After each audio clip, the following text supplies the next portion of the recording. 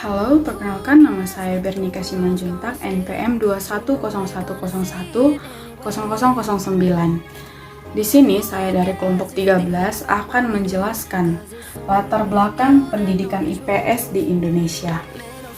Ilmu pengetahuan sosial pertama kali berasal dari negara Inggris, tepatnya di kota Rugby pada tahun 1872. Istilah ilmu pengetahuan sosial di negara Inggris dikenal dengan social studies. Social studies di negara Inggris pada saat itu tujuannya adalah untuk mengatasi dampak-dampak negatif dalam revolusi industri, di mana sudah mulai ada penemuan-penemuan robot, penemuan-penemuan mesin. Kemudian, ilmu pengetahuan sosial masuk ke Indonesia itu dipengaruhi oleh gerakan-gerakan pembaharuan pendidikan. Pertama kali ilmu pengetahuan sosial itu masuk ke dalam dunia pendidikan itu pada seminar yang berjudul Civic Education di kota Solo pada tahun 1972. Kemudian masuknya juga ilmu pengetahuan sosial di Indonesia itu dipengaruhi oleh peristiwa G30 SPKI yang kemudian ditumpas oleh pemerintahan Orde Baru. Nah, kemudian ilmu pengetahuan sosial masuk ke dunia persekolahan atau dunia pendidikan itu pada sekitar tahun 1972 hingga 1973 yang dimasukkan ke dalam kurikulum proyek perintis sekolah pembangunan atau yang disingkat dengan PPSP.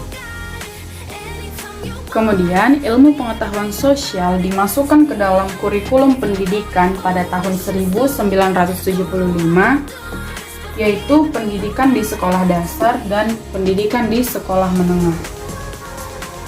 Ilmu pengetahuan sosial yang dimasukkan ke dalam kurikulum pendidikan pada tahun 1975 ini dirancang pada tahun 1974 dan menghasilkan dua disiplin ilmu. Yang pertama, disiplin ilmu utama, pembagiannya ada pendidikan geografi, sejarah, dan ekonomi.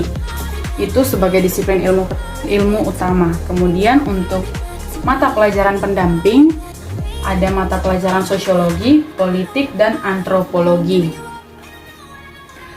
Karena pentingnya ilmu pengetahuan sosial yang mengajarkan setiap siswa dalam kehidupan sosialnya agar senantiasa bertanggung jawab, berdaya saing, dan saling menjaga serta bermasyarakat atau bermusyawarah dengan baik sehingga terjadi kedamaian dalam kehidupan bermasyarakat. Itulah sebabnya ilmu pengetahuan sosial dipelajari hingga saat ini, direvisi, kemudian dirangkum menjadi ilmu pengetahuan yang bisa kita pelajari pada saat ini. Itulah dia tadi latar belakang masuknya ilmu pengetahuan sosial ke negara Indonesia. Sekian hal yang dapat saya jelaskan tentang latar belakang pendidikan ilmu pengetahuan sosial di Indonesia. Terima kasih.